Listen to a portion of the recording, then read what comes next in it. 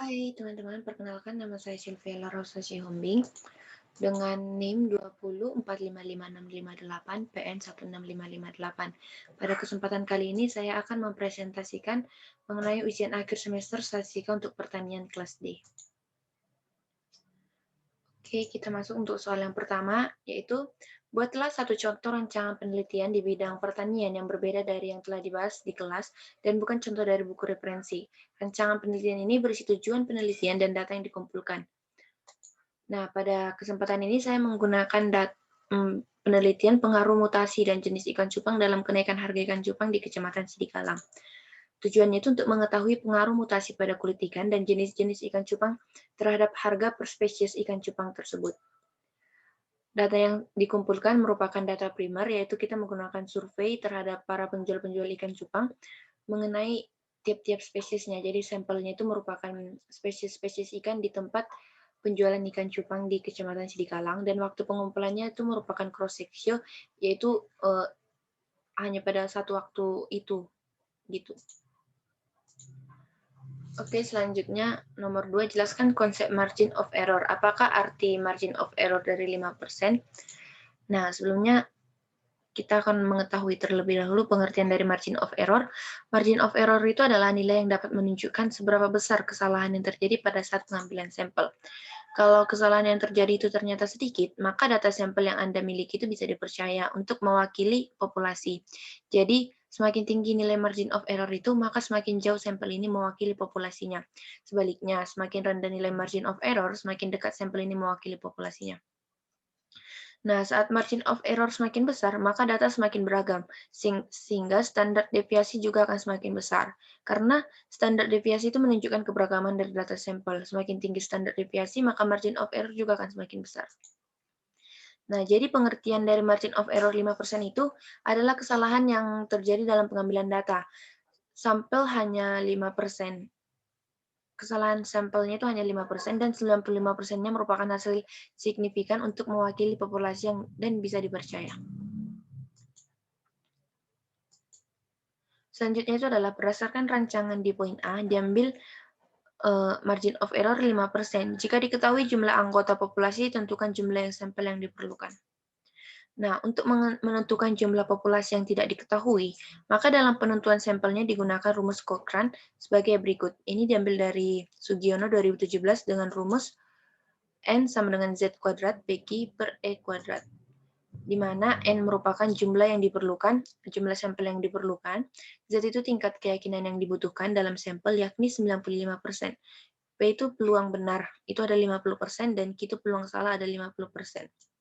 Dan E itu adalah merupakan error atau margin of error, yaitu sebesar 5%. Nah, tingkat keyakinan yang digunakan itu adalah 95%.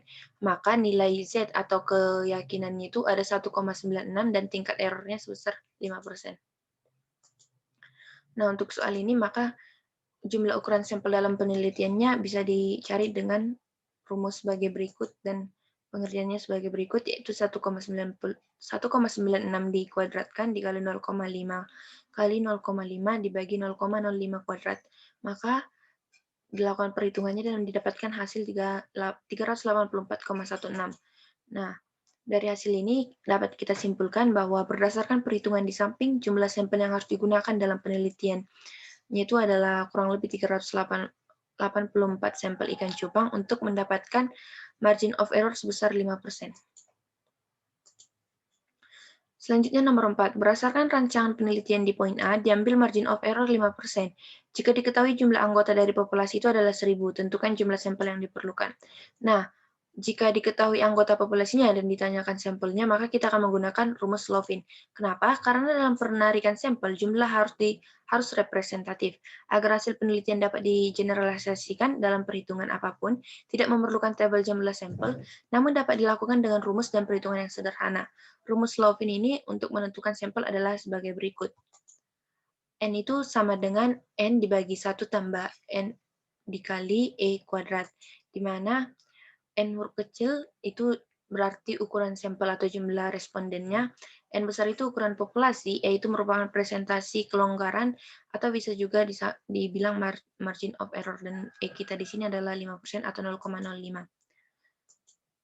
Nah, berdasarkan rumus tadi, kita melakukan perhitungannya dan kita masukkan jumlah populasi adalah 1000 dan nilai margin of error-nya adalah 0,05, maka kita dapatkan hasilnya itu adalah 286 sampel.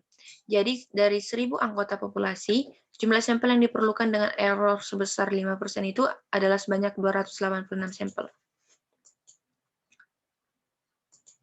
Selanjutnya nomor 5, berdasarkan rancangan penelitian di poin A dan jumlah sampel yang ditentukan dari poin C atau D, jelaskan teknik sampling yang sesuai beserta alasannya.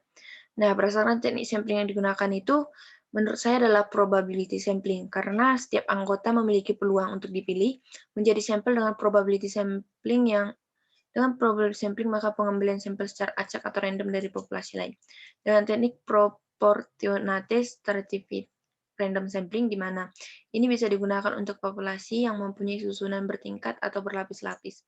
Nah, alasan spesifiknya itu karena dalam memilih sampel ikan cupang, setiap jenis memiliki peluang untuk dijadikan sampel. Dan dengan teknik proportionate stratified random sampling, ikan cupang ini sendiri memiliki bermacam jenis, seperti di mana setiap jenis juga berbeda-beda dan dapat dijadikan sampel. Itu artinya bertingkat atau berlapis-lapis, sehingga menggunakan teknik proportionate stratified random sampling. Demikian penjelasan dari saya. Atas kurangnya saya minta maaf dan terima kasih.